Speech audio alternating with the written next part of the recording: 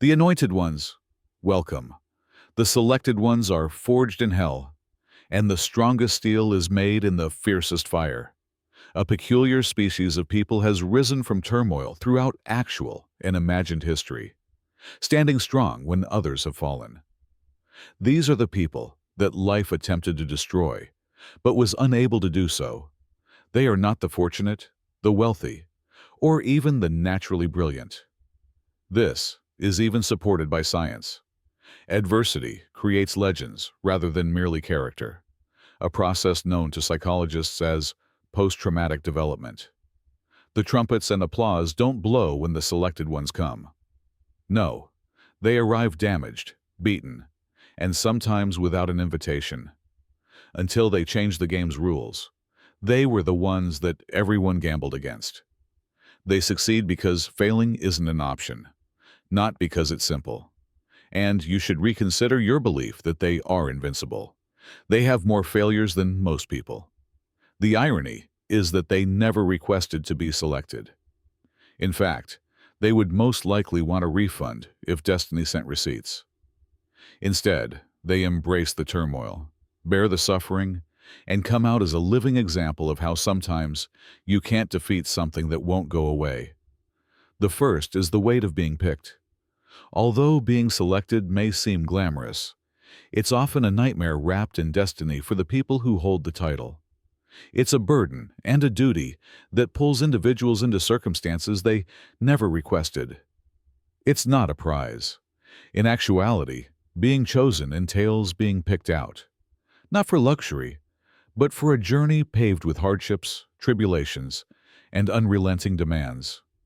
Normalcy is taken away, and in its place is an unending struggle that only they can withstand. For divine protection, write Amen and send a heartfelt thank you up to $20. The lives of those chosen are not simple. They are thrown into conflicts, choices, and obligations that would shatter most people.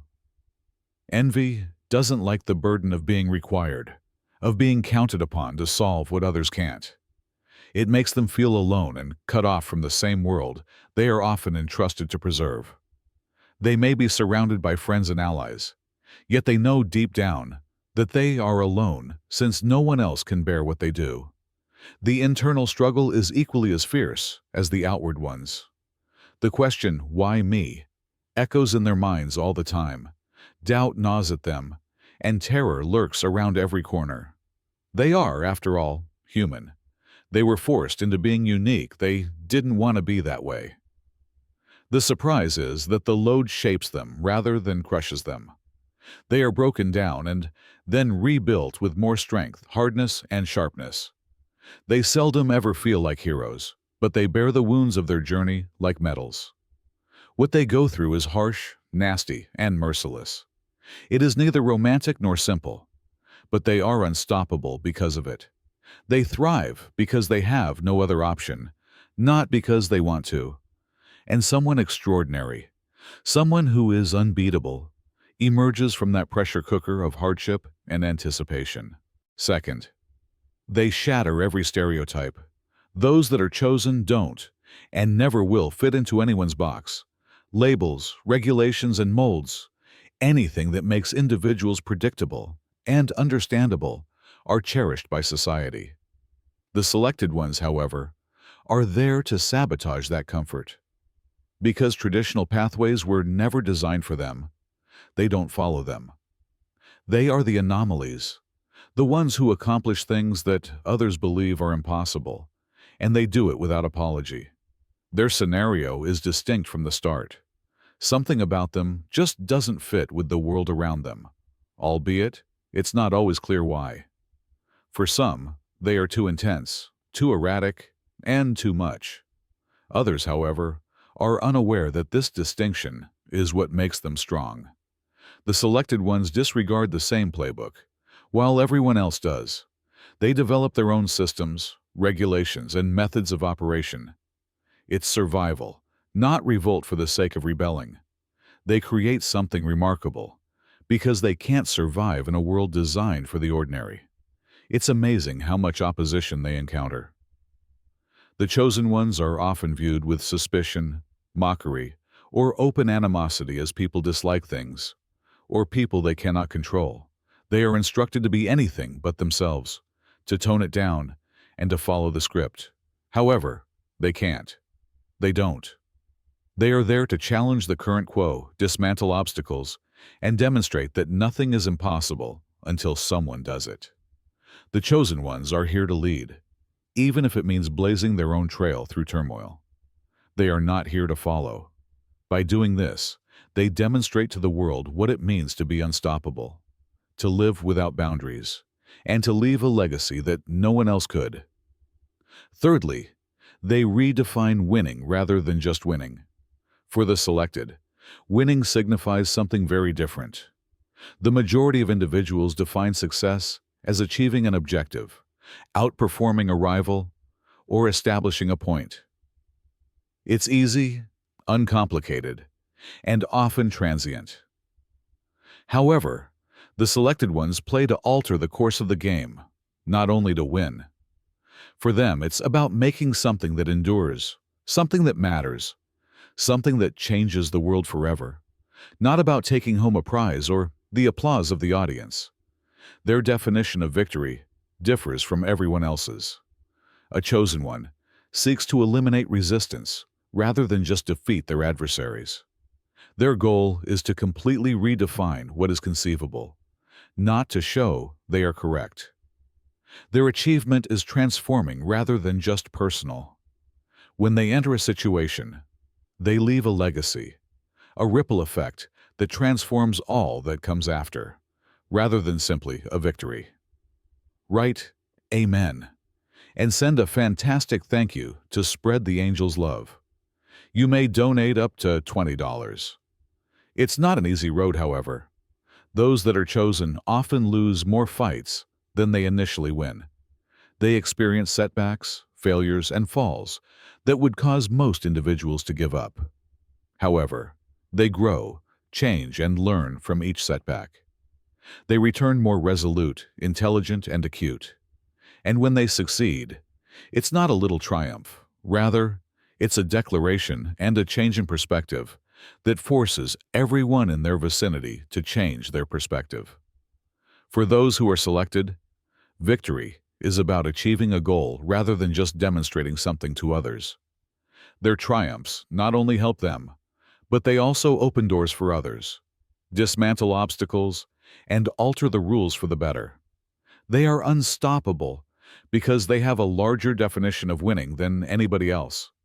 It involves more than simply success. It involves change. Fourth, their ascent is fueled by rejection. The crucible for the selected is rejection. Their strength is developed, their fortitude is put to the test, and their purpose is honed there. They are rejected, ridiculed, or even disregarded at the beginning, rather being honored or encouraged. People drive them to the periphery rather than welcome them because they believe they are too odd, too daring, or too ambitious. The problem is that rejection energizes them rather than deters them. Rejection is like gasoline, added to a burning fire for the selected, while undervaluing others may cause them to shrink or give up. Every uncertainty, slight, and door thrown in their face just strengthens their resolve. They feel as if they must show their value to themselves as well as to others, since the world doesn't notice it. The magic takes place there. Rejection eliminates the cacophony and diversions, leaving them with no choice but to depend on themselves. They uncover an inner strength that most people never utilize in that lonely place, where there is no safety net, no praise, and no affirmation. Even when no one is looking, they learn to follow their gut, hone their abilities, and keep going. However, rejection provides them with perspective, in addition to toughening them up. They see individuals and institutions for their true nature. They discover whom to believe and whom to disregard. They have had to work their way up from the bottom, so they have an almost supernatural capacity to see possibilities disguised in setbacks. It's too late by the time the world realizes they exist. The ones that were selected have already overcome their uncertainties, embraced rejection, and become unstoppable forces. Their grandeur is built upon the same thing that was supposed to shatter them. Fifth, their endurance is unparalleled. For the selected, endurance is about advancing when their whole being cries for them to stop, not simply about surviving. They wear their journey's constants, pain, fatigue, and defeat, like armor rather than allowing them to break them. They feel the weight strongly, not that they don't feel it. They persevere when others may give up, not because it's simple, but because giving up isn't an option. Their endurance is silent, almost imperceptible, and neither spectacular nor ostentatious. The fight is there, boiling under the surface, but you won't always see it. They persevere because they have discovered something that most people never do. Purpose endures forever, but suffering passes. They continue because they are aware of the consequences of ceasing. It's just unwavering resolve, not resilience as most people conceive of it. This endurance is unrivaled, since it is independent of external affirmation or incentive.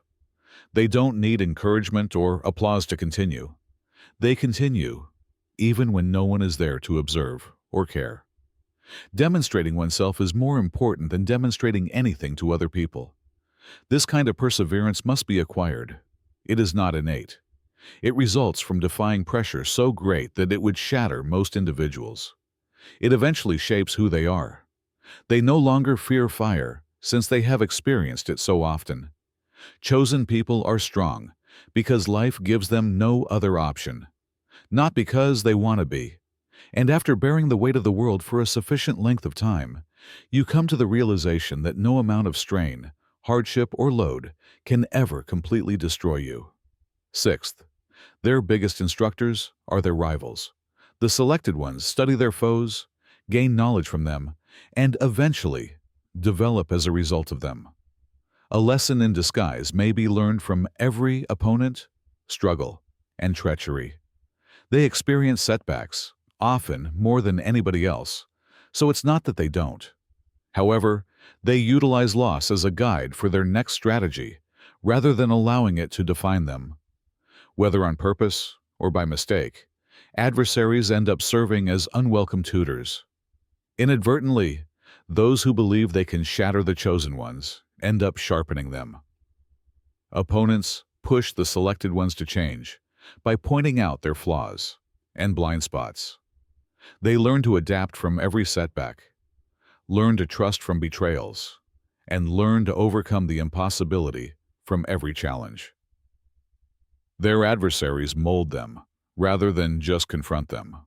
To accept the angel's blessings, type Amen. You may also express your gratitude by sending $20 or more. The capacity to find value in even the most dire circumstances is what distinguishes the chosen ones. The selected ones dissect such events piece by piece, but others may become resentful or self-pitying after being outplayed or harmed.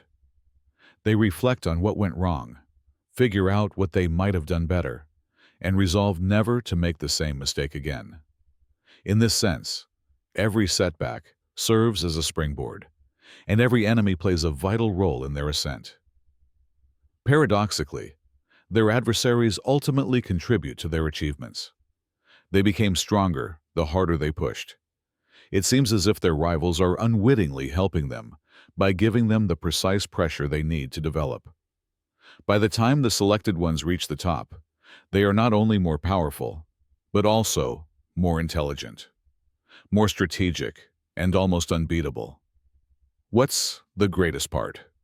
They were inadvertently built by the same individuals who attempted to destroy them. The seventh is that they behave in a way that goes beyond accepted morals. Chosen ones don't need society's neatly defined concepts of good and evil to navigate the world. These regulations are too strict, overly basic, and often too oblivious to the complexity of everyday life. Rather, their dirty, difficult, and brutally honest experiences are what shape their moral compass. They have seen circumstances when adhering to the rules would have resulted in failure, and they have witnessed the shades of gray that most people overlook. Thus, they don't. They have a very intimate and unvarnished sense of fairness. Doing what is required is more important than doing what feels safe or looks nice. They realize that the correct decision isn't always clear-cut or attractive. Sometimes it's the difficult one, the one that causes discomfort to others, and the one that no one else is prepared to take. That's the purpose, however. The chosen ones are here to accomplish goals, not to please the masses. This does not imply that they are ruthless or careless. In fact, their moral compass often transcends the simplistic binary thinking of its detractors. They have seen the harm done by those who hold to inflexible principles, the price of delay, and the results of reluctance. As a consequence, they have evolved a morality that is adaptable, realistic, and unreservedly results-oriented. Because of this, the world could condemn them as vicious, unconventional, or even dangerous. Approval, however, is of no concern to the selected. They are aware that following social norms wouldn't have brought them this far and won't help them achieve their goal. They are motivated by what is necessary rather than what is expected of them. Furthermore, morality turns become a weapon rather than a leash in their hands. Isolation as their forge is number 8. The crucible of isolation is where the chosen ones are really made. The selected ones often follow a route so lonely that it seems like the world has abandoned them, while others depend on ongoing approval, assistance, or company. This type of loneliness isn't glorified. It's unadulterated, heartbreaking, and unrelenting. But they also find their strength there. This extreme loneliness is the cost of their vocation. It is not something they choose. They are trapped in a place few can connect to because others don't comprehend them. Their vision, desire, and reluctance to conform put them apart. For a while, allies may walk with them, but ultimately, they are left to deal with the most difficult times by themselves. And something remarkable occurs at such times. The selected ones, forced to depend only on themselves, create an inner world that is impervious to outside influences. Without the solace of diversion, they face their anguish, uncertainties, and worries. They confront the aspects of themselves they would want to ignore, and rather of fleeing, they persevere. They transform their loneliness into a fortress that is more powerful, profound, and uncompromising than anything else in their immediate vicinity. They are not only made tougher by their seclusion, but they are changed. When there is no one else to turn to, they learn to trust their instincts and to hear their own voice over the din of the outside world. They become independent, unflappable, and intensely focused. Their greatest strength comes from the same solitude that may shatter others. The selected ones are no longer characterized by the world by the time they return to it. No rejection, failure, or upheaval from the outside can affect them, since their inner world is so big and strong. What used to be loneliness turns into their most powerful tool.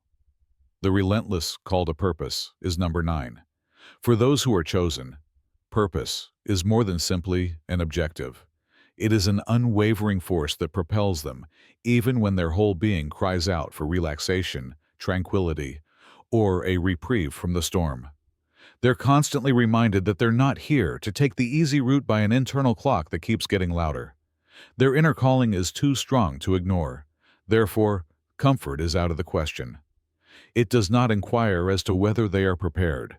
Rather, it insists that they get up, despite the fact that fatigue and uncertainty weigh down every ounce of their existence. They never settle because of the incessant push and inner fire. They had the option to leave and go for the secure, dependable life that everyone else aspires to.